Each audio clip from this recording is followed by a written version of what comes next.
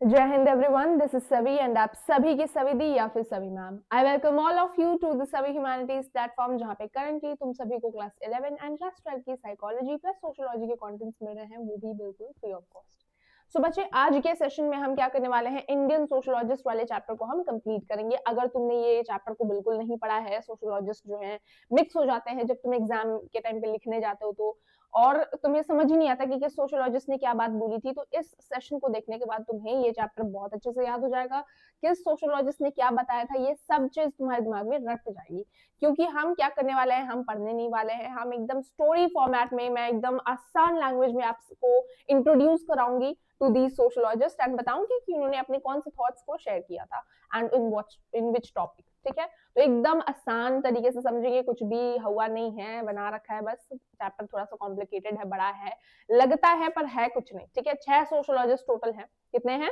6 sociologist है total इस chapter में। और आपको क्या करना है, आपको मैं इंट्रोड्यूस कराऊंगी एक एक सोशियोलॉजिस्ट से एंड उनके कुछ स्पेशल क्वालिटीज को भी गिनवाऊंगी, जिससे आपको ये चैप्टर चैप्टर क्या बोलूं मैं, आपको ये सोशियोलॉजिस्ट एकदम याद ही हो जाएंगे। ठीक है, so what you have to do, ensure कि आप टेलीग्राम पे हो, टेलीग्राम के क्यूआर को स्कैन करो एंड आ जाओ फटाफट से। आपको नोट्स मिलेंगे, आपको पीपीटी मिलेगा, नोट्स में आपको क्या मिलेंगे, कुछ क्वेश्चन आंसर्स जो आपको इंश्योर करना है कि आप इस वीडियो लेक्चर को देखने के बाद पढ़ रहे हो।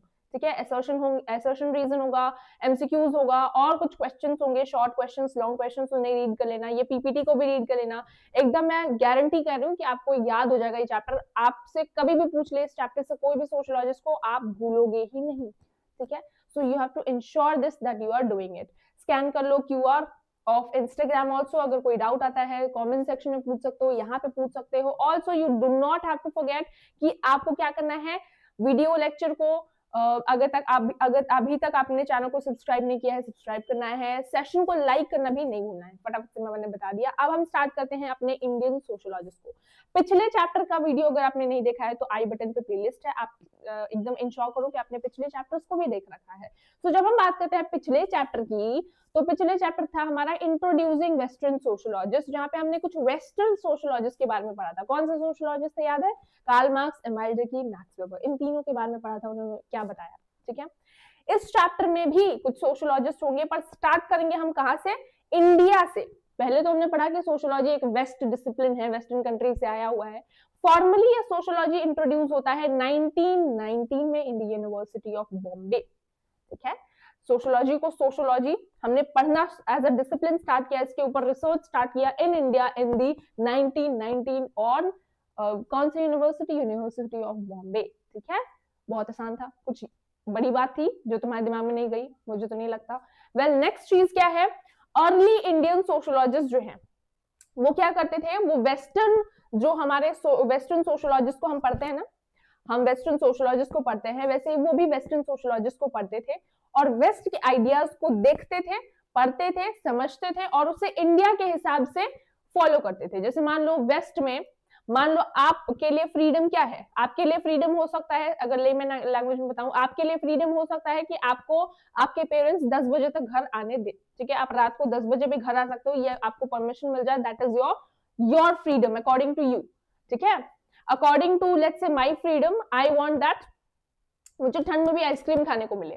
सो ये जो टर्म देख रहे हो बच्चा, फ्रीडम, ठीक है, ये जो टर्म है फ्रीडम, इसके क्या कितने मतलब हो सकते हैं, तुम्हारे हिसाब से इसका अलग मतलब है, मेरे हिसाब से इसका अलग मतलब है। ठीक वैसे ही वेस्टर्न कंट्रीज में भी सोशियोलॉजिस्ट अलग तरीके से पढ़ा जाता है। इंडियन सोशियोलॉजी, इंडियन की सोसाइटी में भी इंडियन सोशियोलॉजिस्ट को अलग तरीके से पढ़ा जाता है। इंडिया में अलग नीड्स है तो उस हिसाब से, और इंडिया में अलग कल्चर्स है, कम्युनिटी है, डाइवर्सिटी है, तो उस हिसाब से हम पढ़ते हैं इंडिया के अंदर सोशियोलॉजी को और सोसाइटीज को। वेस्ट से कुछ कॉन्सेप्ट्स, कुछ आइडियाज हम लेते हैं, कुछ एक्सपीरियंसेस उनसे लेते हैं, बट मेनली हम क्या करते हैं, ब्लेंड रियलिटीज को पढ़ रहे होते हैं। किसको पढ़ रहे होते हैं? ब्लेंड रियलिटीज, मतलब दोनों को साथ लेके चलते हैं और दोनों को ब्लेंड करते हुए समाज को पढ़ते हैं, जानते हैं और समझते हैं। ठीक है, यहाँ तक क्लियर है? कुछ ऐसा लगा कि नहीं समझ में आया? बहुत आसान था, है ना? तो जब हम बात करते हैं वेस्टर्न कंट्रीज की, तो वेस्ट के कंट्रीज में आपने मेनली पढ़ा होगा कि रेस को लेके डिस्क्रिमिनेट किया जाता है, आपको पता चल गया। तो अब इंडिया को कंपेयर करो, इंडिया में रेस तो नहीं होगा, लेकिन इंडिया में होता है कास्ट सिस्टम को लेके डिस्क्रिमिनेशन। तो क्या हुआ, वेस्ट को आपने पढ़ा, आपने देखा इंडिया में ऐसा कुछ है, तो हाँ जी इंडिया में तो कास्ट है, तो आपने कंपेयर किया, ब्लेंड पढ़ा आपने, क्लियर? समझ में आया? तो ये होता है कि हमारे जो अर्ली इंडियन सोशियोलॉजिस्ट हैं, तो वो दोनों को ब्लेंड लेके दोनों ही सोसाइटीज को अच्छे से समझने की कोशिश करते थे। जब हम दोनों का जैसे जब हम आपके एक और एग्जांपल अगर मैं दूं, आपने जो पिछले चैप्टर्स पढ़े, जैसे वेस्टर्न सोशियोलॉजिस्ट पढ़ा एंड अब आप इंडियन सोशियोलॉजिस्ट पढ़ रहे हो, तो दोनों को आप कनेक्ट करते हुए ज्यादा अच्छे से समझ पाओगे, है ना? तो एक ये चीज होती है, तो वही यहाँ पे हो रहा है कि वेस्ट के जो हमारे थिंकर्स हैं, उनके बारे में जब हम पढ़ते हैं और इंडिया को जब हम देखते हैं, तो हमें क्या मिलता है, एक अच्छा आइडिया मिलता है, कनेक्शन बनता है, ये सारी तमाम तरीके की चीजें होती हैं, ठीक है? पर आसान लैंग्वेज वही है कि मेरे हिसाब से फ्रीडम है कि मुझे ठंड में भी आइसक्रीम खानी है, आपके हिसाब से कि आपको 10 बजे, एग्जांपल है 10 बजे तक आपके पेरेंट्स आने दे, तो फ्रीडम का मतलब आपके लिए अलग, मेरे लिए अलग। वैसे ही वेस्ट कंट्रीज में क्या होता है, फ्रीडम का मतलब ना, बट या सोशियोलॉजिस्ट जो है वहाँ पे अलग तरीके के प्रॉब्लम्स को पढ़ रहे होते हैं, क्योंकि वहाँ की सोसाइटी अलग है, इंडिया की सोसाइटी अलग है, तो इंडिया में अलग तरीके के प्रॉब्लम्स होते हैं। तो इंडिया की सोशियोलॉजी, वेस्ट की सोशियोलॉजी अलग है, और दोनों के ब्लेंड को हम पढ़ते हैं इन दी अर्ली टाइम्स। अभी के टाइम में सोशियोलॉजी में काफी डिफरेंस आया है, ठीक है? चलिए, सो हम अब यहाँ तक, ये आपका बेसिक था बच्चा, इंट्रोड्यूसिंग इंडियन सोशियोलॉजिस्ट में बेसिक सोशियोलॉजी क्या है, सोशियोलॉजी में हम क्या पढ़ते हैं, ये था। आपको मैं मिलवाती हूँ सबसे पहले हमारे जो सोशियोलॉजिस्ट हैं वो, जिनका नाम है L K Anand Krishna Iyer. L K आनंद कृष्णन अय्यर, ठीक है? तो ये साउथ इंडियन है, ऑफ कोर्स, ये तो आपको समझ में आ गया। तो यहाँ पे क्या हम बात कर रहे हैं, ये सबसे अर्ली पायनियर हैं ऑफ इंडियन सोशल एंथ्रोपोलॉजी, यानी कि इन्होंने सोशल एंथ्रोपोलॉजी, या अपने लैंग्वेज में बोले तो सोशियोलॉजी में बहुत बड़ा, बहुत इंपॉर्टेंट कंट्रीब्यूशन रहा है। इन्होंने ट्राइबल कम्युनिटीज को ज्यादा पढ़ा है, ठीक है? इन्होंने एथनोग्राफिक सर्वेज किया है, ठीक है? ट्राइबल कल्चर को पढ़ा है, उनके कस्टम्स को पढ़ा है, उनको समझने की कोशिश की है, फील्ड वर्क यानी कि फील्ड में जाके उनको समझा है, उनकी प्रॉब्लम्स को समझा है, उनके पॉपुलेशन को स्टडी किया है, ये सारी तमाम तरीके की चीजें उन्होंने की है, ठीक है? तो आपने, अब मैंने बता दिया आपको कुछ फैक्चुअल ज्ञान। नॉर्मल बात करें कि एल के अनंत कृष्ण अय्यर का लाइफ कैसा रहा, तो अर्लियर मैं बताऊं ना, तो ही वॉज अ टीचर, ठीक है? वो टीचर थे, अच्छी सिंपल जिंदगी चल रही थी एल के अनंत कृष्ण अय्यर की, ठीक है? लेकिन फिर we saw that how like एक ऑफर आता है, ब्रिटिशर्स को क्या करना था, एथनोग्राफिक स्टडी करनी थी, हमारे पॉपुलेशन को स्टडी करना था। इन सिंपल वर्ड्स अगर बोले तो अपने पॉपुलेशन की स्टडी करनी थी, एंड हमारे कंट्री में बहुत ज्यादा डाइवर्सिटी थी, अलग अलग तरीके की एथनिक कम्युनिटीज रह रही थी, रिलीजियस कम्युनिटी थी, तो वो चाहते थे कि हमारे समाज में जो इतने सारे कम्युनिटीज हैं उनको पढ़ा जाए, तो he wanted some people. Okay, so L K Anantha Krishna Iyer जो थे वो तो टीचर थे, लेकिन और उस टाइम पे sociology as a formal discipline थी नहीं, तो वो उन्होंने बहुत हार्ड वर्क किया टू अंडरस्टैंड कैसे एथनोग्राफिक सर्वेस किया जाता है, कैसे फील्ड वर्क किया जाता है, कैसे पॉपुलेशन को स्टडी किया जाता है। तो वेस्ट के कंट्रीज के काफी एग्जांपल्स को पढ़ा, और because of this you know hard work, he was like a self taught person, ठीक है? उस टाइम पे कोई भी रिसोर्सेस नहीं थे, उस टाइम पे कोई भी रिसोर्सेस नहीं थे to teach him that how to do this ethnographic survey. He did it, he learned everything by himself, ठीक है? उस टाइम पे आपके पास मोबाइल नहीं था, नेटवर्क नहीं था, इंटरनेट नहीं था, तो आपने बहुत मुश्किल से, बहुत अलग अलग तरीके से बुक ढूंढा, कैसे कैसे मेहनत करके उन्होंने, he was a self made, self taught basically sociologist या एंथ्रोपोलॉजिस्ट हम कह सकते हैं। तो इन्होंने खुद से सीखा, and he did this ethnographic survey, जहाँ पे उन्होंने इंडिया के पॉपुलेशन को और स्पेसिफिकली ट्राइबल्स को और उनके कस्टम्स को पढ़ा और समझा, और उनके प्रॉब्लम्स को यू कैन से प्रेजेंट किया, ठीक है? So that is why he is one of the very important figure in sociology की बात आती है। तो ऑल्सो इन्हें दो टाइटल्स दिए गए थे, एक दिया गया था दीवान बहादुर, है ना? एक था दीवान बहादुर, और दूसरा क्या था बच्चा? दूसरा क्या था? एक तो दीवान बहादुर का टाइटल दिया गया था, और एक क्या था? Everyone will be writing that in the comment section. This is your first homework, ठीक है? आप अपना पहला होमवर्क करेंगे। एल के अनंत कृष्ण अय्यर का एक नाम मैंने आपको बताया, दीवान बहादुर, और एक और नाम था जो इन्हें टाइटल की तरफ पे इनके सम्मान देते हुए दिया गया था, वो आपको लिखना है, ठीक है? सो एथनोग्राफिक स्टडी, पहले इनको बोला गया कि आप एथनोग्राफिक स्टडी में थोड़ी हेल्प कर दीजिए, तो इन्होंने क्या किया, फील्ड वर्क वगैरह किया under we can say a state, Mysore का स्टेट था, ठीक है? तो वहां के जो राजा थे उन्होंने बोला था। उसके बाद फिर क्या होता है, कुछ ब्रिटिशर्स भी आते हैं, दे ऑल्सो भाई सीन कि भाई आपने एथनोग्राफिक स्टडी बहुत अच्छा किया है, हमें भी हेल्प कीजिए, हमें भी असिस्ट कीजिए। तो ब्रिटिशर्स को भी इन्होंने असिस्ट किया, हेल्प आउट किया, ठीक है? तो इसलिए इन्हें ये सारे जो टाइटल्स हैं वो दिया गया और इन्हें काफी ज्यादा सम्मानित किया गया एंड इनको कुछ पोस्ट भी मिली further on. Sarat Chandra Roy is the second. अब ये हम अर्ली टाइम्स की बात कर रहे हैं जब sociology as a formal discipline 1919 के पहले की बात है, ठीक है। तो शरद चंद्र रॉय हैं, he is the second one, जहां पे हम देखते हैं कि he also was trying to study the earliest scholars थे जो कि स्टडी कर रहे थे once again about the tribal societies in India, ठीक है। ये पहले तो एक लॉयर थे, फिर ये बनते हैं एंथ्रोपोलॉजिस्ट भी, पहले तो लॉयर थे फिर बीच में टीचर बन जाते हैं, ठीक है, और उसके बाद फिर अब बनते हैं ये anthropologist in researching for tribes, ठीक है, इन the Chota Nagpur reason. Okay, publish करते हैं मोनोग्राफ्स एंड बहुत सारे आर्टिकल्स एंड उन्होंने founded the journal Man in India. So अगर इनकी लाइफ के बारे में बात करें बच्चा, तो शरद Chandra Roy was a person, सबसे पहले तो वो थे लॉयर का काम कर रहे थे, फिर इन्हें जाना पड़ा अपने किसी काम के लिए, he gone to some other state and फिर वहां पे जाके उन्होंने देखा, लेट्स से छोटा नागपुर रीजन में जाते हैं कुछ काम के लिए, वहां पे वो टीचिंग का काम कर रहे थे, अच्छे फेमस हो गए, फेमस इन द सेंस वो अपना टीचिंग का काम कर रहे थे, अच्छी खासी जिंदगी जी रहे थे। तो उस टाइम पे उन्हें बोला गया कि आप जो है या इन्होंने क्या किया, ट्रांसलेशन का एक जॉब इन्होंने करना स्टार्ट किया side by side, let's say, ठीक है। तो ये ट्रांसलेशन का काम कर रहे थे एज अ लॉयर, ठीक है, लॉयर की तरह साइड बाय साइड लॉयर का भी काम कर रहे थे, टीचिंग का भी काम कर रहे थे।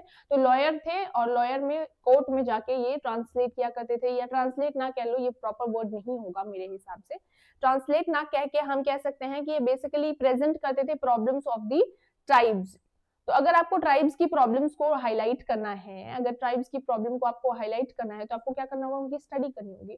तो जो क्या बोलते हैं, जो हमारे लॉर्ड थे, उन्होंने कहा कि आपको क्या करना है, आपको करना है study of these what tribes and आपको इनके प्रॉब्लम्स को लाना है एंड हाईलाइट करना है, बताना है कि इनकी क्या प्रॉब्लम्स है, आप जाइए इन्हें पढ़िए, इनके प्रॉब्लम्स को समझ के आइए, इनके बारे में जान के आइए। तो यू को एक वैसे तो इन्हें इंस्ट्रक्टर, मतलब अब सिंपल वर्ड में अगर मैं बताऊं ना, तो पहले ये टीचर बन गए, लॉयर थे ही, टीचिंग का काम करने लगे, दूसरे रीजन में जाके अपना बर्थ प्लेस छोड़ के दूसरे रीजन में जाते हैं, लॉयर का काम कर रहे थे, पार्ट टाइम टीचिंग भी करना उन्होंने शुरू कर दिया। उन्हें काम के लिए बोला गया कि आप एथनोग्राफिक स्टडी करो ऑफ ट्राइब्स और उनकी प्रॉब्लम्स को आप यहाँ पे प्रेजेंट करो। फिर वो क्या करते हैं, वो जाते हैं ट्राइब्स के बारे में पढ़ना शुरू करते हैं, उनको ट्राइब्स में बड़ा इंटरेस्ट आता है कि इनकी जिंदगी काफी इंटरेस्टिंग है, इनके बारे में लिखा जाना चाहिए, इनके प्रॉब्लम्स को और ज्यादा हाईलाइट करना चाहिए, इनके बारे में पेपर्स लिखने चाहिए, आर्टिकल्स लिखने चाहिए, इनको और ज्यादा डीप में समझना चाहिए। तो वो उनका बाकी सारा काम छोड़ के अब यहाँ पे वो एंथ्रोपोलॉजिस्ट एंड रिसर्चिंग में आ जाते हैं एंड फाइनली प्रॉब्लम्स तो हाईलाइट करते हैं इन द केस, ठीक है, केस खत्म हो जाता है, उसके बाद फिर he found you can say कि इन्हें क्या करना है अपनी जिंदगी में, पर्पस मिल गया, so he became anthropologist researchers in this field and Chota Nagpur reason में जो हमारे ट्राइब्स रह रहे थे उनकी प्रॉब्लम्स के बारे में उन्होंने काफी ज्यादा लिखा, बहुत ज्यादा लिखा ट्राइबल सोसाइटीज के बारे में, इनके मोनोग्राफ्स आर्टिकल्स बहुत फेमस हैं, आप ये आर्टिकल पढ़ सकते हैं, मैन इन इंडिया को पढ़ सकते हैं to understand the tribes and what he wrote, ठीक है। तो ये तो भाई कहानी रही 1919 के पहले, जब सोशियोलॉजी को सोशियोलॉजी ना कह के एंथ्रोपोलॉजी कहा जाता था। अब यहाँ पे तुम कंफ्यूज हो गए, मैम ये एंथ्रोपोलॉजी है क्या? तो बच्चा एंथ्रोपोलॉजी का मतलब सिंपल में बोलूं, एंथ्रो THROPOLOG, चलो एंथ्रोपोलॉजी का स्पेलिंग ढंग से लिख देते हैं। एंथ्रोपोलॉजी का मतलब होता है कि ये एक ऐसा डिसिप्लिन है जो सोशियोलॉजी से थोड़ा सा अलग होता है। अब ये थोड़ा सा आपको समझना होगा। एंथ्रोपोलॉजी में बेसिकली हम सब समझते हैं सिंपल सोसाइटीज को। सिंपल सोसाइटीज मतलब क्या हुआ मैम? सिंपल सोसाइटीज का मतलब होता है SIMPLE, ठीक है। सिंपल सोसाइटीज का मतलब बच्चा होता है कि वो सोसाइटीज जिसको हम कहते हैं अर्ली, लेट्स से हमारे जो समाज में सबसे पहले कौन आते हैं? Hunter gatherers. So simple societies includes दोस्त जो कि हमारे ट्राइब्स होते हैं, दोस्त जो कि हमारे हंटर गैदरर्स, यू कह लो, हंटर गैदरर्स भी ना कह लो, आप ट्राइब्स ही कह लो, आजकल के मॉडर्न टाइम्स में हम यही बोलते हैं, ठीक है। तो वो हमारे जो मेनली पुराने जो हमारे oldest inhabitants of our region, उन्हें हम पढ़ते हैं इन दी एंथ्रोपोलॉजी। सो पहले एंथ्रोपोलॉजी थी एंड देन ग्रेजुअली सोशियोलॉजी आ गया, ठीक है। अब ये जो डिस्टिंक्शन है ये आपको पता होना चाहिए। एंथ्रोपोलॉजी सिंपल सोसाइटीज को पढ़ता है, पर्टिकुलर कम्युनिटीज को पढ़ता है, एथनोग्राफिक स्टडी करता है। सोशियोलॉजी में हम पूरी सोसाइटीज को एज अ होल पढ़ रहे होते हैं, हर सोसाइटी के हर मेंबर के प्रॉब्लम्स को समझ रहे होते हैं, जान रहे होते हैं, पहचान रहे होते हैं। ये डिस्टिंक्शन आपको समझ में आ गया। अब आ जाओ हमारे तीसरे सोशियोलॉजिस्ट पे। आज ये जो हमारे तीसरे सोशियोलॉजिस्ट है ये तब आते हैं जब 1919 में let's say we saw that how sociology as a formal discipline introduce होने लग जाता है। So that is why we saw, अब ये इंट्रोड्यूस एकदम से नहीं हो जाता है, इसे इंट्रोड्यूस करने में जीएस घुरिये का बहुत इंपॉर्टेंट रोल है। He was considered as the institutional father of sociology in India, ठीक है, वेस्ट में नहीं, इन इंडिया। इंस्टीट्यूशनल सोशियोलॉजी के फादर इन इंडिया हम कहते हैं इन्हें, जीएस घुरिये को, क्योंकि इनका बहुत बड़ा हाथ था in the introduction of sociology, ठीक है। सो बॉम्बे यूनिवर्सिटी में he used to teach also sociology. इनके काम बहुत ज्यादा है, ऐसा कोई भी फील्ड नहीं है जिसपे इन्होंने ना लिखा हो। कास्ट पे लिखा है, ट्राइब पे लिखा है, किनशिप पे लिखा है, फैमिली पे लिखा है, रिलीजन पे लिखा है, मैरिज पे लिखा है, सिविलाइजेशन पे, अर्बनाइजेशन पे बहुत ज्यादा लिखा है इन्होंने। तो अगर एल के अनंत कृष्ण अय्यर को अब अगर आप रिलेट करना चाहो तो आप बोल सकते हो कि he was very self thought person, उन्होंने बहुत हार्ड वर्क किया था। He was also getting respect in the society because he was really really rare person, क्योंकि उस टाइम पर सोशल मीडिया नहीं था, आप कैसे पढ़ के इतना अच्छा काम कर पाए। शरद चंद्र रॉय की स्पेशलिटी क्या थी कि इनको एक तरीके से इन्होंने लॉयर का काम किया, देन टीचिंग भी किया, फिर ट्रांसलेशंस वगैरह किया, फिर ट्राइब्स को पढ़ा। आखिर में इन्हें अपनी जिंदगी में गोल मिला, ये एंथ्रोपोलॉजी में जाते हैं, रिसर्च करते हैं, ट्राइब्स के बारे में लिखना शुरू करते हैं।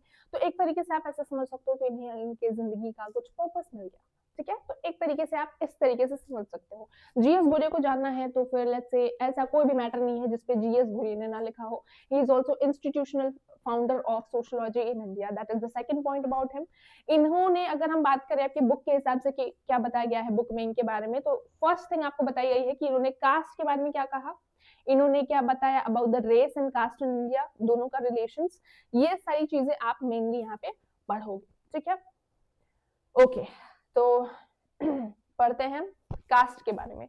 इन्होंने सबसे पहले बताया क्या, इन्होंने बताया कि कास्ट को डिफाइन किया, बेसिकली कास्ट है क्या आखिर। तो 6 फीचर बताते हैं कास्ट के अंदर होते हैं। पहला कि कास्ट में सेगमेंटल डिवीजन होता है। सेगमेंटल डिवीजन मतलब one caste is different from the another caste, properly division है, मिक्सिंग नहीं होती है, ठीक है। लाइक ब्राह्मण है तो ब्राह्मण है, क्षत्रिय है तो क्षत्रिय है, तो एक डिवीजन है between the people. So the whole society is divided into what, caste, ठीक है, as a broad level, that is segmental division. Hierarchical मतलब कि एक हायरार्की बनी है, कुछ लोग होंगे जो टॉप पे होंगे जिन्हें ज्यादा प्रेफरेंस मिलेगा, कुछ लोग जो है वो नीचे रहेंगे जिन्हें स्टेटस प्रेफरेंस ज्यादा नहीं मिलेगा compare to the first one. So that is hierarchy. Then तीसरा होता है रिस्ट्रिक्शंस ऑन सोशल इंटरेक्शन, यानी कि आप लगा दोगे रिस्ट्रिक्शन। रिस्ट्रिक्शन मतलब कि आप अगर हाई कास्ट के हो तो यू हैव रूल्स कि आप इसके साथ फूड शेयर करोगे, इसके साथ नहीं करोगे, इसके साथ मैरिज करोगे, इसके साथ नहीं करोगे, इसके साथ आप बात करोगे, इसके साथ आप बात भी नहीं करोगे, इसकी परछाई भी नहीं देखोगे। तो ये रिस्ट्रिक्शंस हो गया। Differential rights and duties, differential rights and duties का मतलब क्या होता है कि आपके कुछ राइट्स होंगे, कुछ अधिकार होंगे। आपके पास चॉइस ऑफ ऑक्यूपेशन, आपको जिंदगी में कौन सा चॉइस, मतलब आप अगर ब्राह्मण के घर में पैदा हुए तो आपको वही काम करना है, क्षत्रिय के घर में पैदा हुए तो आपको राजा ही बनना है आगे। तो ये क्या हो गया, जैसे ये लाइन तो सुनी होगी ना कि राजा का बेटा राजा होगा, ये पहले की लाइन थी, तो ये कास्ट से निकल के आई है, एक तरीके से आप कनेक्ट कर लो। देन रिस्ट्रिक्शन ऑन मैरिज, आपके मैरिज में भी रिस्ट्रिक्शन हो गया, एंडोगैमी प्रैक्टिस होगा। तो ये तमाम तरीके की चीजें हम देखते हैं in the caste of features of caste. So caste के अंदर इन्होंने कितना ज्यादा इंपॉर्टेंट कंट्रीब्यूशन किया, आप जो कास्ट के फीचर्स पढ़ते हो ये इन्होंने ही इंट्रोड्यूस किया, तो आपको पता होना चाहिए बात, ठीक है। तो यू एक तरीके से कह सकते हैं कि जीएस घुरिये जो है वो काफी इंटेलिजेंट भी थे आपको रिलेट करने के लिए, ठीक है। चलो, इंटेलिजेंट तो वैसे सारे ही सोशियोलॉजिस्ट थे, मैं भी हूँ, लेकिन आपको रिलेट करने के लिए बता रहे हैं। viewed tribes as a part of Indian society though culturally less integrated। so इन्होंने ट्राइब्स के बारे में भी पढ़ाई की। इन्होंने बताया कि ट्राइब्स जो हैं, अब 2 चीजें हैं जो आपकी बुक में बहुत अच्छे से, मैं मिटा दूं ये क्योंकि मैं एक्सपेक्ट कर रही हूँ कि आप बुक लेकर बैठे होगे और ये सारी चीजें आप नोट डाउन कर रहे होगे। मिटा दूं या फिर नेक्स्ट पेज में लिख दूं या फिर यहाँ पे लिख देती हूँ। चलो, सो बेसिकली 2 चीजें हैं जो उन्होंने और बताई। सबसे पहले इन्होंने बताया था बच्चा, वो है कास्ट एंड रेस के बारे में। सबसे पहले आप ये तो समझ गए कि कास्ट क्या होता है। कास्ट वर्सेस रेस के बारे में बात छिड़ रही थी उस टाइम में। तो जो ब्रिटिशर्स हैं वो बताए थे कि जैसे रेस होता है वेस्ट कंट्रीज में, वैसे ही कास्ट होता है इंडिया में, ठीक है। तो उन्होंने बताया कि कास्ट जो है वो रेस की तरह ही होता है, जहाँ पे कुछ लोग ऊपर होते हैं, कुछ लोग नीचे होते हैं, आर्यंस के बेसिस पे होता है, एक्सेट्रा एक्सेट्रा। तो जीएस घुरिये जो है वो अपने जर्नल्स के थ्रू, आर्टिकल्स के थ्रू इन्हें क्रिटिक करते हैं कि भाई कुछ चीजें आप सही बोल रहे हो पर कुछ चीजें आप जो बोल रहे हो वो गलत है, ठीक है, क्या चीजें गलत था बच्चा? वो बोल रहे थे कि जो मिक्सिंग है वो नहीं होता है ना, और वो बता रहे थे क्या, वो बता रहे थे कि मिक्सिंग वगैरह नहीं होती है और रिजिडिटी है, ये तमाम तरीके की चीजें हैं, तो ऐसा कुछ नहीं था। ठीक है, हम देख रहे थे कि ये मिक्सिंग जो है, ये क्या बोलते हैं, जो कास्ट है, डिस्टिंक्शन मतलब अलग अलग कास्ट थे। ठीक है, सब कास्ट एक दूसरे से अलग होगा, ये तो हमारा पहले से ही तय था। ओके, बट ये जो इंटरमिक्सिंग नहीं होता है, ये जो आप देख रहे हो कि जो सेगमेंटल डिवीजन है, who will interact with home, ये जो है ये समय के साथ साथ आया, पहले नहीं था। सो ये जो रिजिडिटी है ये समय के साथ साथ आई, कहीं ना कहीं ब्रिटिशर्स का हाथ था, but that was what he was criticising कि आपके कुछ पॉइंट्स सही हैं, that yes it is that Aryans was right, कि आर्यंस के फेसेस मतलब ये है कि आर्यंस जो हैं दे वेयर लाइक उनके रेशियल फीचर्स अलग होते हैं देन दैट ऑफ, मतलब यही है कि आपके skin colours and this was different. ठीक है, तो ये कास्ट एंड रेस के बारे में एक एजेंडा मेन आपको शॉर्ट में यही याद रखना है, कुछ पॉइंट्स जो हैं वो यहाँ पे बात कर रहे थे British and he was criticising. ठीक है, that was first point. Second important point was this. ठीक है, आपके एग्जाम पॉइंट ऑफ व्यू से क्या इंपॉर्टेंट है, कास्ट के फीचर्स इंपॉर्टेंट है, and this important which is the second matter, that is view tribes as Indian society. अब tribes को लेके बात चल रही थी, ट्राइब्स को लेके बात चल रही थी बच्चा कि ट्राइब्स जो हैं they are such that they should integrate. अब कुछ थे प्रोटेक्शनिस्ट वाले। ठीक है, ट्राइब्स की बात होती है तो कुछ लोग बोलते हैं कि ट्राइब्स का एक अलग कल्चर है, अपना खुद का कल्चर है, इन्हें प्रोटेक्शन की जरूरत है from the main stream.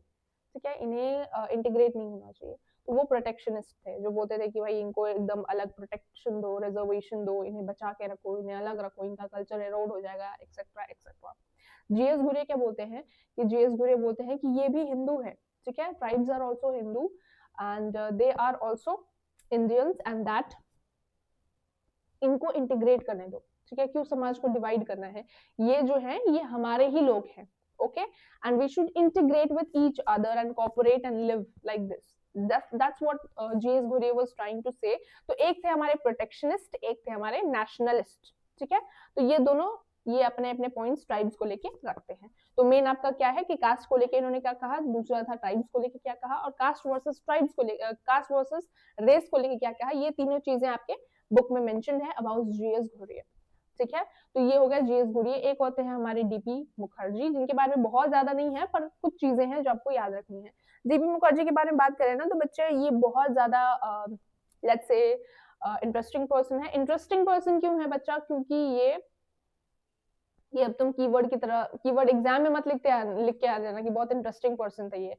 So for your understanding I am saying this, DP Mukherjee जो है he is very let's say interesting person. क्यों है interesting person, because we saw that इन्होंने अलग अलग फील्ड्स पे बहुत ज्यादा काम किया। इनको लिखा हुआ बहुत ज्यादा आपको नहीं मिलेगा, आप नहीं देखोगे कि डीपी मुखर्जी ने इस टॉपिक पे लिखा, इस टॉपिक पे लिखा, इस टॉपिक पे लिखा, पर उन्होंने बहुत सारे फील्ड्स में काम किया। ठीक है, इन्होंने साइंस के फील्ड में काम किया, इन्होंने लेट्स से डिफरेंट फील्ड्स में काम किया, बहुत ज्यादा एक्सपीरियंस गेन किया। And the main important thing which you should know is that he told about tradition and change. इन्होंने लिखा किस चीज के बारे में, आपके बुक बता रहा है कि इन्होंने ट्रेडिशन एंड चेंज के बारे में लिखा। इन्होंने बताया कि लिविंग ट्रेडिशन का मतलब क्या होता है। ठीक है, इन्होंने बताया लिविंग ट्रेडिशन का मतलब क्या होता है। क्या होता है बच्चा लिविंग ट्रेडिशन का मतलब, जो ट्रेडिशन जिंदा है। ट्रेडिशन का मतलब क्या होता है, ट्रेडिशन मतलब होता है एक तरीके से आपका कल्चर ही कह लो। ठीक है, ट्रेडिशन का मतलब होता है आपके कल्चर, आपके वैल्यूज जो आप ट्रेडिशन मतलब आप पहले से फॉलो करते हुए आए हो। ठीक है, ये हमारे पास्ट से रिलेटेड होता है। इन्होंने बात की लिविंग ट्रेडिशन की, बच्चे एलटी की बात की, लिविंग ट्रेडिशन की। ठीक है, जिसका मतलब होता है that something which is rooted in past adopted to present future. तो आपका ट्रेडिशन लिविंग ट्रेडिशन होना चाहिए। आप जो अपने जिंदगी में फॉलो कर रहे हो आपका लिविंग ट्रेडिशन होना चाहिए। इन द सेंस आपका पहले का ट्रेडिशन था कि आपको बड़ों का सम्मान करना चाहिए। ठीक है, तो बड़ों के सामने आप मुंह नहीं खोलोगे। दैट वाज एक एग्जांपल दे रही हूं मैं। ठीक है, ले man example just so that you can understand. पहले क्या था कि आप बड़ों की रिस्पेक्ट करते थे, एंड रिस्पेक्ट करने के लिए आप उनसे मतलब वो जो भी बोलेंगे आप सुन लेते थे, दैट्स इट। आप खुद कुछ नहीं बोलते थे, बिल्कुल भी नहीं बोलते थे, चुप रहते थे, चुपचाप सुना करते थे। That is your way, that was your way of respecting elders. अब अभी की बात करो, प्रेजेंट की बात करो, तो प्रेजेंट में हम क्या देख रहे हैं कि आप बड़ों की रिस्पेक्ट कर रहे हो, ठीक है, रिस्पेक्ट दिल से करते हो।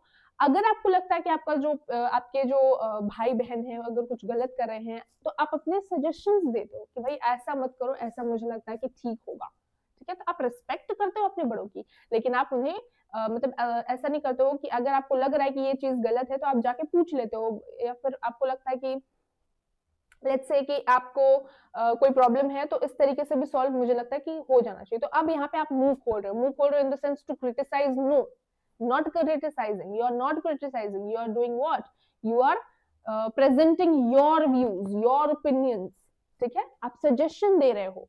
तो ये हो जाता है अभी के टाइम पे इसका मतलब रिस्पेक्टिंग एल्डर्स, ठीक है। तो पहले कैसे रिस्पेक्ट कर रहे थे, मौन होके, ठीक है, एकदम मुंह ही नहीं खोलते थे, अभी मुंह खोल रहे हो थोड़ा सा, ठीक है। अब फ्यूचर में जाके इसका मतलब क्या चेंज होगा ये अलग है। अब फ्यूचर में क्या होगा क्या नहीं होगा, फ्यूचर के लोग कैसे होंगे, फ्यूचर के बच्चे कैसे होंगे, वो अलग बात है। तो अभी यहाँ पे लिविंग ट्रेडिशन से मैम ये कैसे कनेक्टेड है, तो ये कनेक्टेड है ऐसे कि आपके ट्रेडिशन में बहुत सारी चीजें पहले फॉलो होती थी, प्रेजेंट के टाइम में उसमें काफी ज्यादा चेंजेस आए हैं और फ्यूचर में भी काफी ज्यादा चेंजेस आएंगी। तो लिविंग ट्रेडिशन का मतलब वही होता है कि आपका ट्रेडिशन जो है वो पास्ट से एसोसिएटेड है, एकदम टूट नहीं गया कि पहले ऐसा होता था अभी नहीं हो रहा है बिल्कुल भी, पहले एल्डर्स की रिस्पेक्ट होती थी अभी बिल्कुल नहीं हो रही है, ऐसा नहीं है। आपका ट्रेडिशन था वो आज भी फॉलो हो रहा है, फ्यूचर में भी होगा, पर अलग तरीके से। कुछ चीजें हम अडॉप्ट कर रहे हैं, कुछ चीजें हम डिलीट कर रहे हैं, कुछ चीजें हम चेंज कर रहे हैं, तो that is what known as your living tradition. बच्चा समझ में आया, क्रिस्टल क्लियर हुआ। So believed in Indian society, that was the first thing. Second thing was he believed in Indian society group oriented rather than individualistic. हम क्या देखते हैं कि वेस्ट कंट्रीज में हम पढ़ते हैं कि इंडिविजुअलिस्टिक है। इंडिविजुअलिस्टिक मतलब होता है बच्चा कि लेट्स से आप इंडिविजुअल्स को फोकस कर रहे हो, कि आपने वेस्टर्न कंट्रीज की मूवीज देखी है, उसमें होता क्या है ना कि आप इंडिविजुअलिस्टिक होते हो इन द सेंस कि आप खुद इंडिविजुअल हो, आपका ग्रुप आपसे अलग होगा, आपको जो करना है ये आप तय करोगे, आपके ग्रुप नहीं बताएगा, आप ग्रुप से थोड़ा डिस्टेंस बना के रखते हो, ठीक है। तो आपकी सोसाइटी से आप थोड़े अलग रहते हो, आपकी पर्सनल लाइफ पे वो नहीं बोलते, कमेंट नहीं करते, ठीक है। आपके घर में, आपकी जिंदगी में, आपके दिमाग में क्या चल रहा है वो भी आपको बाहर वाले लोग नहीं जान पाते थे। तो ये कंडीशन आपका इंडिविजुअलिज्म पे आता है, ठीक है, आपको समझाने के लिए बता रही हूँ। तो इंडिविजुअल्स की इंपॉर्टेंस होती है इन द सेंस आपका फ्रीडम, आपकी लिबर्टी, आपके चॉइसेस आप तक ही रहेंगे, ठीक है, उस पर कोई इंटरफेरेंस नहीं होगा। इंडिविजुअलिज्म का मतलब, इंडिविजुअलिस्टिक का मतलब ये होता है। हम यहाँ पे इंडिया में ग्रुप ओरिएंटेड है इन द सेंस कि हमारे फ्रीडम, हमारे लिबर्टी जो है हमारे सोसाइटी के द्वारा इफेक्ट होती है, ठीक है। हमारे डिसीजंस जो हैं वो हम अपनी फैमिली के बारे में सोच के ले रहे होते हैं, हमारे चॉइसेस जो हैं उनसे इन्फ्लुएंस होती है, ठीक है। तो ये तमाम तरीके की चीजें हमारे सोसाइटी में होती हैं। तो इसीलिए जो जिस तरीके से हम वेस्ट को पढ़ रहे हैं सेम तरीके से हम इंडिया को नहीं पढ़ सकते। That was what DP Mukherjee was trying to say. समझ में आया दूसरा पॉइंट? मुझे लगता है क्रिस्टल क्लियर हो गया होगा। तीसरा आ जाओ, change comes from Shruti, Smriti and अनुभव, एक्सपीरियंस, स्पेशली कलेक्टिव एक्सपीरियंस। यही बता रहे हैं कि हमारे जो ट्रेडिशन है उसमें चेंज कैसे आता है। हम कुछ चीजें सुनते हैं तब हमारे दिमाग में कुछ चेंजेस आते हैं, ठीक है। हम कोई चीज को that is Shruti, Smriti means हमारे जैसे हमारे अपने लाइफ में ऑब्जर्व करो, ठीक है। कुछ चीजें आप सुन के चेंज कर देते हो। जैसे मान लो आपने सुना, क्या एग्जांपल ले सकते हैं इसका, मान लो आपने सुना कि ये फोन कवर, इस ब्रांड का फोन कवर जो है अगर आप लेते हो तो फिर ये ब्रांड का फोन कवर ट्रस्टेबल नहीं है बिल्कुल भी। तो आपने सुना तो आप ऐसा ब्रांड का, कंपनी का जो फोन कवर है वो कभी नहीं खरीदोगे। तो दैट इज योर श्रुति, आप सुन के समझ गए, ठीक है, सुन के आपको बुद्धि हो गई। स्मृति मतलब आपने पहले कुछ मिस्टेक किया था तो आपको याद है, तो अब आप वापस ये स्मृति इन द सेंस, हाँ पहले आपको याद है कि आपने ये मिस्टेक की थी तो आप ये नहीं करोगे, ठीक है। तो ये स्मृति टाइप की हो गई, ठीक है। या फिर ऐसा मान सकते हैं कि आपके पेरेंट्स ने मिस्टेक कर दी थी, पेरेंट्स की या बोलो आपने आपके दोस्त को कह लो या फिर आपके भाई को कह लो, ठीक है। आपके भाई को एक चीज पता नहीं थी सीयूईटी से रिलेटेड, तो उसका सीयूईटी में गड़बड़ हो गया, लेकिन आपने उससे देख के सीख लिया, तो ये हो गया आपका एक्सपीरियंस, ठीक है। ये हो गया आपका अनुभव, एक्सपीरियंस। और स्मृति भी टू सम एक्सटेंट रिलेटेबल है, यानी कि रिमेम्बरेंस से रिलेटेड, ठीक है, रिमेम्बरेंस से रिलेटेड। सो श्रुति यानी कि सुन के, स्मृति यानी कि रिमेम्बरेंस के थ्रू, और एक्सपीरियंसेस, ये तीनों चीजें एक जैसे ही हैं, एक दूसरे से रिलेटेड है। एंड समाज में चेंज भी इससे ही आता है, इंडिविजुअल्स के जिंदगी में भी चेंज ऐसे ही आता है कि आप सुनते हो, आप देखते हो, आप एक्सपीरियंस करते हो, फील करते हो, ठीक है। तो वैसे ही आपकी जिंदगी में भी चेंज आता है, एंड आपके आसपास जो सोसाइटी है उसमें भी ऐसे ही चेंज आ रहा होता है, ठीक है। तो ये समाज में ये तीसरा पॉइंट आपके डीबी मुखर्जी आपको एक्सप्लेन कर रहे थे, समझ में आया यहाँ तक। हमारे नेक्स्ट सोशियोलॉजिस्ट जो हैं वो हैं AR देसाई, अक्षय रमनलाल देसाई। अब इतना बड़ा नाम याद रखने की भी जरूरत नहीं है, शॉर्ट फॉर्म में इन्हें AR देसाई बताते हैं, MCQ उसके लिए इंपॉर्टेंट हो सकता है। वैसे इनके बारे में बात करें तो इन्हें मार्क्सिस्ट सोशियोलॉजिस्ट भी कहा जाता है ऑफ इंडिया। इन्होंने इंडियन नेशनलिज्म के बारे में through economic and class perspective बताया। मेन इन्होंने क्या बताया था, वेलफेयर स्टेट के बारे में, कि हमारा जो स्टेट है उसे वेलफेयर का काम करना चाहिए। लिबरलिज्म को क्रिटिक करते हैं, है ना। कुछ बच्चे होंगे जिन्हें सोशल मार्क्सिज्म का मतलब नहीं पता होगा। Mainly we see that liberalism का क्रिटिसिज्म में मार्क्सिज्म आता है।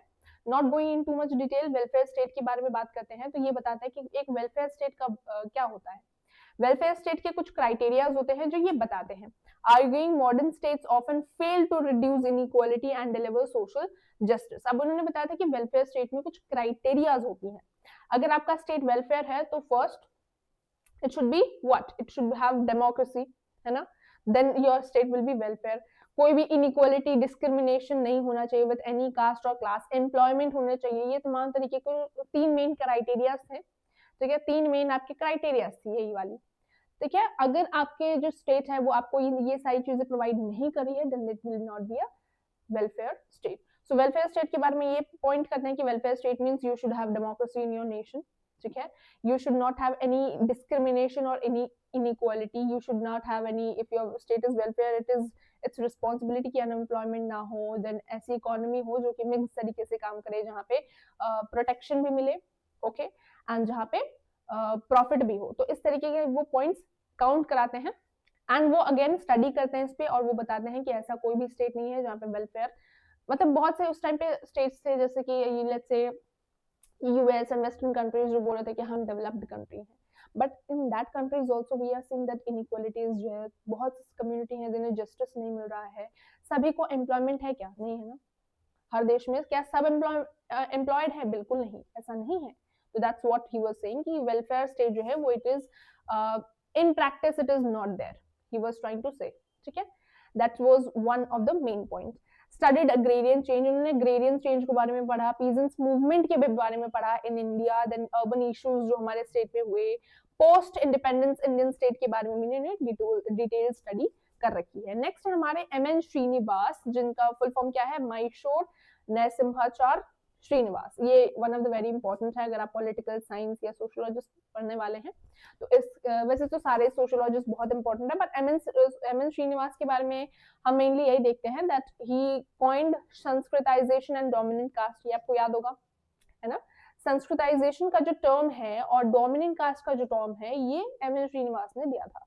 इनके बारे में इंट्रोड्यूस करूं तो इन्होंने फील्ड वर्क किया था, विलेजेस के ऊपर बहुत ज्यादा स्टडी की है उन्होंने कि विलेज में क्या पहले के विलेज सिस्टम कैसा था, विलेजेस में जब ब्रिटिश आए तो विलेज में कैसे उन्होंने चेंज किया, इम्पैक्ट क्या रहा उनका, तमाम तरीके की चीजें, ठीक है। तो डिटेल में विलेज की स्टडीज की, बुक भी लिखी और फील्ड वर्क भी किया एंड बताया कि कैसे हम विलेज के थ्रू, जब हम विलेज क्या है, विलेज जो है वो हमारा फर्स्ट ऐसा प्लेस है जहाँ पे हम समाज में चेंजेस आते हुए देख सकते हैं, ठीक है। सो ही टोल्ड व्हाट, संस्कृताइजेशन जहाँ पे लोअर कास्ट जो है वो अडॉप्ट करते हैं हाई कास्ट को। हाई कास्ट मतलब कोई व्यक्ति है जो लेट्स से लो कास्ट का है तो वो आइडियाज जैसे वेजिटेरियनिज्म अडॉप्ट कर लेता है of the which is considered to be high caste one. High caste के रिचुअल्स, आइडियाज, वैल्यूज, बिलीफ को कॉपी करता है कोई लो कास्ट का व्यक्ति, तो then this process is known as your Sanskritisation. Dominant caste कौन है? जिनके पास पावर है, जिनके पास जमीन है, जिनके पास रिसोर्सेज है, तो वो हो गया डोमिनेंट कास्ट, ठीक है। तो वो लोकली उनके पास एजुकेशन होती है, ओनरशिप होती है, रिचुअल स्टेटस होता है उनके पास, उनके नंबर भी है, वो भी ज्यादा होते हैं, ठीक है। तो मेन आप बोल सकते हो कि नंबर ज्यादा है एंड लैंड है इनके पास। डोमिनेंट कास्ट वो, ये दोनों टर्म भी उन्होंने ही बताया है, आपको याद रखना है for class 12 as well. Then villages dynamic होते हैं एंड चेंजिंग होते हैं, not isolated and little republics. हम अब जब पढ़ते हैं हिस्ट्री तो हम बोलते हैं कि विलेज जो है वो लिटिल रिपब्लिक्स है। ये ब्रिटिशर्स ने कहा था कि they are little republics, but they are not in the sense, they are not republics. Little republics क्यों नहीं है बच्चा? क्योंकि हम देखते हैं दैट विलेज जो है यहाँ पे बहुत तमाम तरीके के चेंजेस हैं। जैसे हम जो टर्म बोल रहे हैं डोमिनेंट कास्ट, संस्कृताइजेशन, ये कैसे बोल रहे हैं बच्चा? क्योंकि हमने विलेज की स्टडी की है, हमने वहाँ पे ही ये प्रोसेस देखा है। तो जो चेंज है ना, हम जैसे हमने पढ़ा है कि जो इंडस्ट्रियलाइजेशन होता है तो उससे जो है वो हमारे एग्रीकल्चर में काम करने वाले लोग जो हैं गांव से जो लोग हैं वो शहर में आते हैं। तो मेनली हम देख रहे हैं कि आजकल के मॉडर्न शहरों में, सिटीज में लोग कौन रह रहे हैं, गांव के लोग रह रहे हैं। तो एज अ होल कहानी शुरू ही हमारी गांव से हुई है, ठीक है, विलेजेस से हमारी सारी कहानी शुरू हुई है। तो जब हम विलेज को पढ़ते हैं, जान रहे होते हैं, समझ रहे होते हैं, तो इन एक तरीके से हम पढ़ रहे होते हैं कि समाज में चेंज कैसे आता है, नेशनलिज्म किस तरीके का है, लोगों की सोच क्या है, ठीक है, समाज में चेंजेस किस तरीके से आ रहे हैं, ठीक है, एटीट्यूड्स क्या है, एंड बहुत सारे फैक्टर्स जो हैं वो हम तब समझ पाते हैं। And we can also understand कि हाउ पीपल आर, सो एक तरीके से लोग जो हैं वो इंटरैक्ट कैसे कर रहे होते हैं, ये भी हमें यू नो कैसे पता चलता है, from the let's say village की स्टडी से, है ना। सो जब हम विलेज की स्टडी करते हैं तो इंटरकनेक्टेडनेस वाली जो फैक्टर्स हैं वो भी क्लियर होते हैं। तो एक तरीके से यही बोल रहे थे कि विलेज जो है ये एक बहुत इंपॉर्टेंट फैक्टर है जिसे हम अक्सर इग्नोर कर देते हैं, and we should not do this, and also we should study about it. तो आपको पता चल रहा है ना कि कितने अमेजिंग सारे सोशोलॉजिस्ट रहे हैं जिन्होंने अलग अलग टॉपिक्स पे अलग अलग थॉट्स को लेट्स से चैलेंज किया है। पहले कोई ऐसा थॉट नहीं लाया था, है ना। तो सबसे पहले जो हमारे थिंकर थे वो हमारे थे, या यू को एंथ्रोपोलॉजिस्ट थे, L K Anand Krishna Iyer.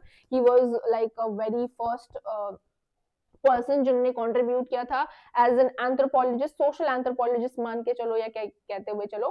So what we saw that he worked on tribal communities and he was like self taught, self made sociologist, या यू को anthropologist will be the best word. इन्होंने एथनोग्राफिक स्टडी किया, इन्होंने क्या किया, ethnographic study किया, and also he got the title and respect from the society, not only from the Mysore के जो हमारे let's say उस टाइम के किंग थे, या फिर ब्रिटिशर्स ने भी इन्हें बहुत ज्यादा रिस्पेक्ट किया। इन्होंने 2 टाइटल अर्न किया था, first was Diwan Bahadur and the second was वो राय बहादुर, ठीक है। तो ये दूसरा हमारा टाइटल था जो आपको पता होना चाहिए। शरद चंद्र रॉय क्या थे, he was a person जो कि again one of the very important scholars। इन्होंने ट्राइबल सोसाइटी के बारे में स्टडी की, ये लॉयर थे।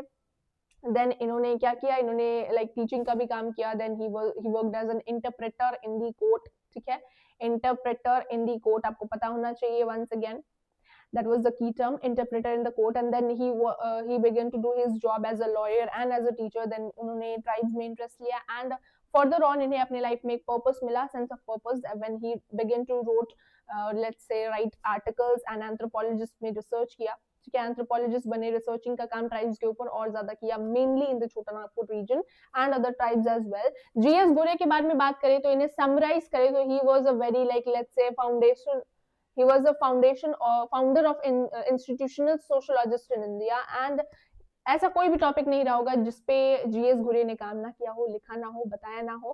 कास्ट के बारे में इनका बहुत इन्फ्लुएंस रहा है, इन द सेंस इन्होंने कास्ट को फीचर्स के थ्रू डिवाइड किया है। इन्होंने बताया कि कैसे ट्राइब्स जो हैं वो अलग नहीं है पर हमारे ही कम्युनिटी के पार्ट है, इन्हें अलग मत करो, ठीक है।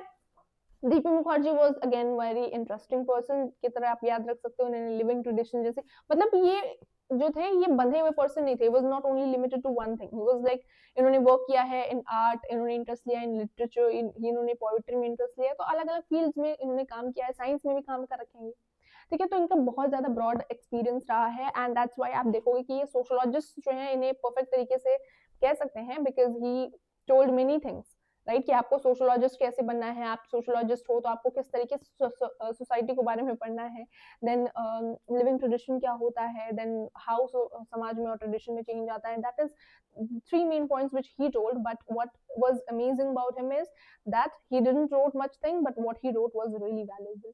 AR देसाई के बारे में बात करें तो इन्होंने वेलफेयर स्टेट के बारे में क्राइटेरियाज बताए, और फर्दर उन्होंने बताया कि कैसे कोई भी स्टेट जो भी क्लेम करते हैं कि they are let's say welfare state are not actually welfare state, because हम देख रहे हैं कि इंजस्टिस सबको नहीं मिल रहा है, एम्प्लॉयमेंट सबको नहीं मिल रहा है, अभी भी बहुत सी चीजें हैं जो बची हैं।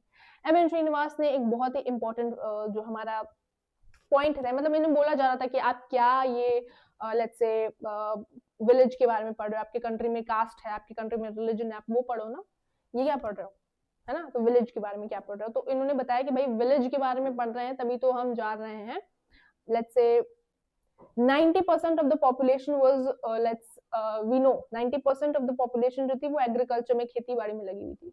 ठीक है, जब वो तो इंडस्ट्रियल रेवोल्यूशन आया तो फिर सिटीज एंड टाउन्स का डेवलपमेंट होता है and then people begin to shift in. तो हमारे रूट्स कहाँ है? हमारे रूट्स तो अभी भी वही है ना, हमारे रूट्स अभी भी विलेज से रिलेटेड है और बहुत ज्यादा रिलेटेड है। That's why if you want to understand the humans, if you want to understand the society as a whole, you should start to understand from the villages that how changes are coming, etc. तो यहाँ पे आपको वही summary लिखी हुई है हमारे सारे सोशोलॉजिस्ट की, जो मैंने अभी समराइज किया आपको। ये वंस अगेन आपको रीड कर लेना है, सभी सोशोलॉजिस्ट के बारे में आपको पूरा चैप्टर एक्चुअली समराइज किया है इन वेरी शॉर्ट। पहला होमवर्क, क्योंकि पहला होमवर्क मैंने ऑलरेडी उसका आंसर कर दिया है, तो आपको यहाँ पे क्या करना है, आपको यहाँ पे बताना है कि कौन से सोशोलॉजिस्ट हैं जिन्होंने डिफाइन किया है कास्ट को in terms of hierarchy, endogamy and restrictions on social interactions. Everyone will answer, is it Sarath Chandra Roy, LK Anand Krishna Iyer, GS Ghori या फिर DP Mukherjee? Everyone, I want you to answer this with timestamps. So that is homework number 1. Homework number 2 for everyone is that they have to ensure that they are writing in the comment section as well if this session is helping you or not. And the third thing is that if you have not liked the session till now, or if you have not subscribed to the channel, then you are ensuring you are doing it. Subscribe करना है and Telegram को भी join करना है, notes को भी read out करना है, पीपीटी को भी रीड आउट करना है अच्छे से। इसके बाद आपको चैप्टर जो है दिमाग में सेव हो जाएगा, even if you have not read the chapter line by line. Instagram पे भी कनेक्ट हो जाइए बच्चा, एंड मैं मान के चलती हूँ कि अब आपको ये चैप्टर बहुत अच्छे से क्रिस्टल क्लियर हो गया होगा, कोई डाउट नहीं रहेगा। 6 सोशोलॉजिस्ट थे, पता भी नहीं चला कैसे हमने 6 सोशोलॉजिस्ट को पढ़ लिया, समझ लिया, और सबके बारे में हमने बहुत अच्छे से जान लिया, है ना, समझ लिया। ओके चलिए, so till then take care everyone, will meet once again in the next chapters. अपना ध्यान रखिए, all the very best for your exam बच्चा, ठीक है। चलिए, सो इंश्योर आप ये तीनों होमवर्क कर रहे हैं अच्छे से बच्चों।